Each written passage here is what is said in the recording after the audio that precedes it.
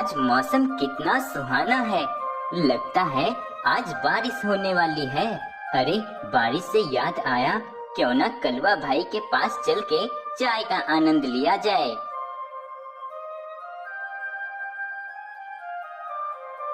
अरे बिरजू, तू कहाँ जा रहा है? हरिया भाई, मैं खेत जा रहा हूँ। अरे बिरजू, क्या तू रोज दिन भर खेत में ही लगा रहता है? कभी आराम भी कर लिया कर, कभी हमारे साथ घूम फिर लिया कर। क्या रोज रोज बस वही खेत पात? अरे जिंदगी में थोड़ा मौज मस्ती भी जरूरी है, समझे? नहीं हरिया, अभी मुझे बहुत काम करना है, क्योंकि मेरी बहन बबीता की शादी के लिए कुछ पैसों का इंतजाम करना है, जिसके लिए मुझे अभी बहुत मेहनत करनी है। लेकिन जब मेरे पास पैसे इकट्ठे हो जाएंगे तब मैं थोड़ा आराम करूंगा, लेकिन अभी मुझे बहुत काम करना है। इतना कहकर बिरजू वहाँ से चला जाता है। अरे इस बिरजू को तो बस काम की ही पड़ी रहती है, इसे क्या पता असली मजा तो कुछ ना करने में है। अरे कलवा भाई, जरा एक चाय देना। अरे हरिया भाई, रोज चाय पी लेते हो और पैसे देने के समय कहते हो खाते में लिख लेना। चलो आज पिछला हिसाब ही कर दो पहले। अरे ले लेना ले लेना, कहाँ भागा जा रहा हूँ? अरे बल्लू चाचा, कहाँ जा रहे हो जल्दी जल्दी? कहीं ट्रेन छुट्टी जा रही है क्या? अरे नहीं हरिया, वो क्या है कि सेठ जी की तबीयत बहुत खराब है, इसीलिए जल्दी जल्दी जा रहा हूँ।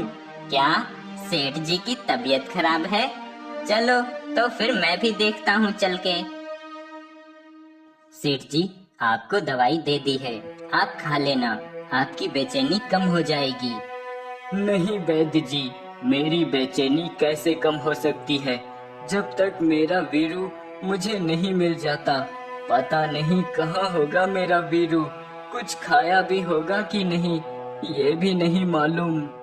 सेठ जी, अगर आप इतनी चिंता ना करें, आप अपना ख्याल रखें और सब्र से काम लें तो सब ठीक हो जाएगा, और देखना वीरू भी आपको वापस मिल जाएगा।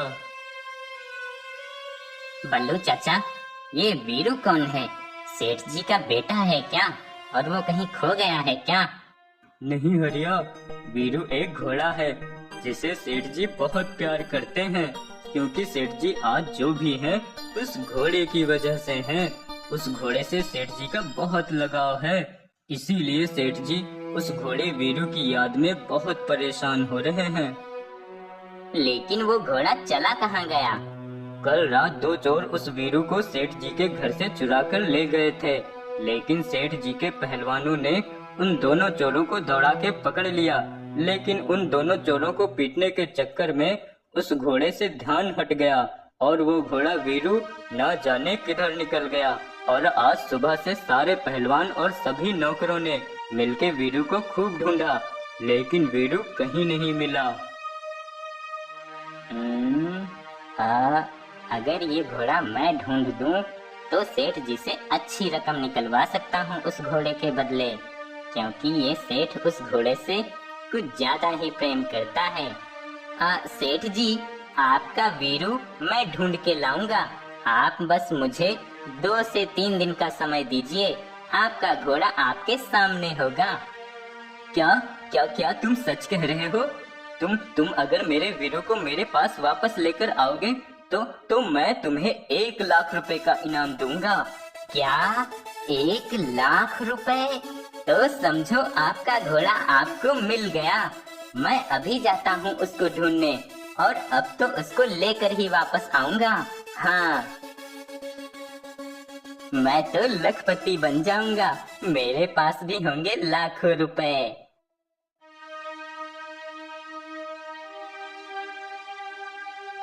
अरे ये बिरजू कहाँ जा रहा है? अगर मैं इसको अपने साथ ले जाऊं उस घोड़े को ढूंढने, तो उस घोड़े को जल्दी ही ढूंढ लूंगा, और इस बिरजू के पास दिमाग भी मुझसे ज्यादा है। अरे बिरजू सुन तो, मैं तुझे ही ढूंढ रहा था। वो क्या है कि सेठ जी का घोड़ा खो गया है, तो उन्होंने मुझे उस घोड़े को ढूंढने के 1 लाख रुपए इनाम में देने को कहा है। इसलिए कहता हूँ बिरजू, चलो हम दोनों मिलकर उस घोड़े को ढूंढते हैं, और जब वो घोड़ा मिल जाएगा तब सेठ के दिए हुए इनाम के 1 लाख रुपए में से 50,000 मैं तुम्हें दे दूंगा, जिससे तुम अपनी बहन की शादी का खर्च भी उठा सकोगे। तो क्या कहते हो बिरजू, चलें? हाँ, अगर सेठ जी ने कहा है तो फिर ठीक है, चलो चलते हैं। हरिया, वो घोड़ा कैसा है दिखने में, क्या तुम्हें कुछ मालूम है? ये तो सेठ जी से पूछना ही भूल गया, अब क्या करें? तो क्या तुम्हें पता है कि वो घोड़ा कहाँ खोया था? हाँ, ये तो मैंने पूछा था। वो घोड़ा जंगल की ओर निकल गया है, ऐसा बल्लू चाचा ने बताया था। तो फिर हमें जंगल की ओर चल के उस घोड़े को ढूंढना होगा। अब हरिया और बिरजू जंगल की ओर निकल जाते हैं।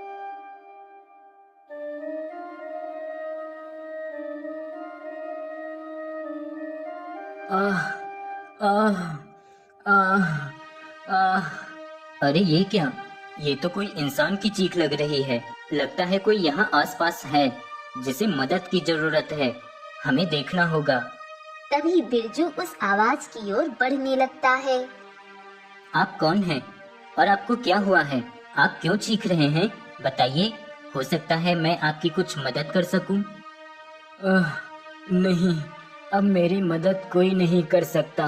अब मेरा समय आ चुका है, क्योंकि मुझे एक सांप ने काट लिया है, जिसकी वजह से मुझे चक्कर आ गया और मैं यहीं गिर गया, और सांप का जहर मेरे शरीर में फैल चुका है।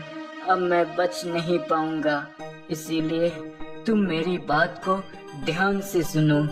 यहाँ से 50 मील दूर एक नदी के पार वाले जंगल में एक दिव्य चमत्कारी पेड़ है, जिसमें फलों की जगह सोने के सिक्के उगते हैं। और उस पेड़ के सामने जाकर एक मंत्र बोलो तो तुम्हें वो ढेर सारे सिक्के दे देगा, जिससे तुम अपना और समाज का कल्याण कर सकोगे। और वो मंत्र है, जगत के धनी हो तुम पेड़ दयावान, बना दो मुझे भी धनवान। और हाँ, एक बात का ध्यान रखना कि उस पेड़ से अरे वाह, सोने के सिक्के देने वाला पेड़! मुझे तो सुन के ही बहुत मजा आ रहा है। अरे बिरजू, चल जल्दी चल के उस सोने के पेड़ से खूब ढेर सारे सोने के सिक्के मांगते हैं चल के। ये आदमी तो हमारी जिंदगी बना गया ये बात बता के। चल बिरजू चल, अब मुझसे रहा नहीं जाता। हरिया, मुझे लगता है हमें पहले उस घोड़े के बारे में सोचना चाहिए जिसे हम ढूंढने आए हैं। क्या कहा? घोड़ा ढूंढे? अरे जब हमें सोने के सिक्के देने वाला पेड़ ही मिल गया है, तो उस सेठ के 1 लाख रुपए के लिए मैं उसका घोड़ा ढूंढने जाऊं? मैं तो अब उस पेड़ के पास जाऊंगा जहां मुझे खजाना मिलने वाला है। लेकिन हरिया, मुझे कुछ सही नहीं लग रहा है। पता नहीं इस आदमी की बातों में सच्चाई है भी या नहीं। मैं तो जाऊंगा उस पेड़ के पास, क्योंकि मुझे इसकी बातों में पूरी सच्चाई लगती है, क्योंकि मरता हुआ आदमी कभी झूठ नहीं बोलता। इसलिए मैं तो जा रहा हूँ।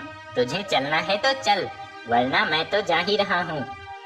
हरिया और बिरजू उस पेड़ की तलाश में उस जंगल की ओर निकल पड़ते हैं। तभी चलते हुए हरिया सोचता है, उस पेड़ में कितने सोने के सिक्के लगे होंगे। मैं तो मंत्र बोलकर वो सारे सिक्के उस पेड़ से मांग लूंगा, और फिर मैं बहुत धनवान बन जाऊंगा, और उस कलुआ को भी उसके सारे पैसे दे दूंगा। जब देखो तब पैसे मांगता रहता है। लेकिन कहीं ये बिरजू ने मुझसे पहले ही उस पेड़ के सारे सिक्के मांग लिए तो फिर तो मुझे कुछ नहीं मिलेगा, और ये गरीब बिरजू बन जाएगा सबसे धनवान, और मैं वहीं का वहीं गरीब ही रहूंगा। नहीं, मुझे बिरजू से पहले ही उस पेड़ के सारे सिक्के उस पेड़ से लेने होंगे। लेकिन मैं क्या करूं? अब तो बिरजू को वापस जाने को भी नहीं कह सकता, तो अब इसे अपने रास्ते से कैसे हटाऊं? तभी हरिया को एक कुआं दिखाई देता है। हाँ बिरजू, बहुत प्यास लग रही है, क्यों ना चल के कुएं में थोड़ा पानी पी लें? हाँ हाँ, चलो।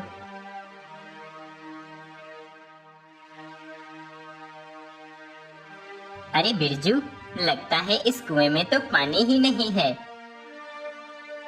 तभी बिरजू उस कुएं में देखने लगता है कि तभी हरिया उसे उस कुएं में धक्का दे देता है और बिरजू उस कुएं में गिर जाता है। आ हरिया, ये क्या किया तूने? मुझे इस कुएं में क्यों ढकेल दिया? मैंने क्या बिगाड़ा था तेरा?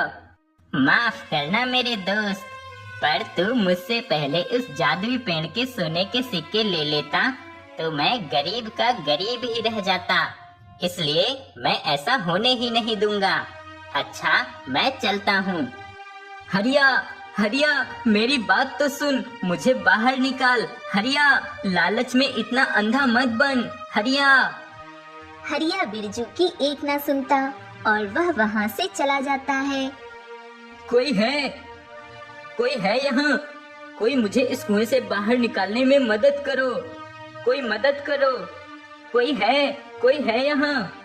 अरे, लगता है कोई इस कुएं में गिर गया है। कोई इस कुएं से आवाज दे रहा है। कौन हो भाई? कैसे गिर गए इस कुएं में? रुको, मैं रस्सी फेंकता हूँ, तुम उसे पकड़ के बाहर आ जाओ। वह व्यक्ति कुएं में रस्सी फेंकता है, जिसे पकड़कर बिरजू कुएं से बाहर आ जाता है। बहुत बहुत धन्यवाद आपका, आपने मेरी जान बचाई। मैं आपका बहुत आभारी हूँ। बिरजू अब उसी पेड़ की ओर निकल पड़ता है। इस हरिया के मन में इतना लालच, इस लालच की वजह से कहीं हरिया किसी मुसीबत में ना पड़ जाए। तभी बिरजू को चलते चलते शाम हो जाती है और वह उस पेड़ के पास पहुंच जाता है। हरिया, ये क्या हुआ? तू सोने का कैसे बन गया? बिरजू, मैं यहाँ आया और मैंने पेड़ से सोने के सिक्के मांगे। ए जादुई पेड़, मुझे जल्दी से सोने के सिक्कों से भरा घड़ा दे दो।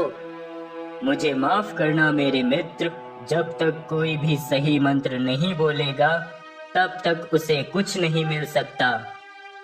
हाँ हाँ हाँ, वो मंत्र तो मुझे मालूम है, अभी बोलता हूँ। जगत के धनी हो तुम पेड़ दयावान, बना दो मुझे भी धनवान। अरे वाह, ये तो सच में चमत्कार हो गया। मुझे सोने के सिक्कों से भरा हुआ घड़ा मिल गया। एक बार और मंत्र बोल के देखता हूँ। जगत के धनी हो तुम पेड़ दयावान, बना दो मुझे भी धनवान। हाँ, अरे वाह, ये तो दूसरा भी सोने के सिक्कों से भरा हुआ घड़ा मिल गया। अब हरिया के मन में लालच आ जाता है और वह बार बार मंत्र बोलने लगता है। तभी उस पेड़ से एक देवी प्रकट होती है। हाँ, आप कौन हैं? और मेरे सोने के सिक्कों से भरे घड़े क्यों नहीं आए? नहीं, अब कोई सोने के सिक्कों से भरे घड़े नहीं आएंगे, क्योंकि तुम्हें पहले ही सोने के सिक्कों से भरे घड़े मिल चुके हैं। लेकिन तुम्हारे लालच के कारण मैं बहुत क्रोधित हुई हूँ, इसलिए मुझे स्वयं आना पड़ा और तुम्हें तुम्हारे लालच की सजा भी अब मिलकर रहेगी। तुम्हें सोना चाहिए तो ये लो, तुम ही सोने के बन जाओगे। देवी के इतना कहते ही हरिया सोने की मूर्ति बन जाता है और इस तरह मैं सोने की मूर्ति बन गया। हे देवी माँ, प्रकट हो देवी माँ। प्रणाम देवी माँ, मैं आपसे कुछ मांगना चाहता हूँ, कृपया आप मुझे वह दे दें। हाँ कहो वत्स, क्या मांगना चाहते हो? अगर तुम मुझसे सोने के सिक्कों से भरा हुआ घड़ा मांगना चाहते हो तो तुम मंत्र बोलो और सोने के सिक्कों से भरा हुआ घड़ा तुम्हें मिल जाएगा। पर याद रहे, तुम सिर्फ एक बार ही उस मंत्र का उपयोग कर सकते हो। नहीं देवी माँ, मुझे सोने के सिक्कों से भरा हुआ घड़ा नहीं चाहिए। देवी माँ, आप बस इस हरिया को वापस इंसान बना दो और उसको माफ कर दो। बस इतना ही चाहता हूँ मैं, और मुझे कुछ नहीं चाहिए। तुम एक ईमानदार व्यक्ति हो और तुम्हारे मन में कोई लालच नहीं है, इसलिए तुम्हारे कहने पे मैं इसे वापस इंसान बना रही हूँ। तभी हरिया वापस इंसान बन जाता है और देवी माँ गायब हो जाती है। मुझे माफ करना मेरे दोस्त, मैंने तुम्हें धोखा दिया, फिर भी तुमने मेरी जान बचाई। मुझे आज फिर से जीवन दान दिया। आज से मैं तेरी तरह एक सच्चा और ईमानदार इंसान बनूंगा। तो अब चलें, सेठ जी का घोड़ा भी तो ढूंढना है ना। हाँ हाँ हाँ चलो। और इस तरह हरिया को एक सबक मिलता है कि लालच एक बुरी बला है।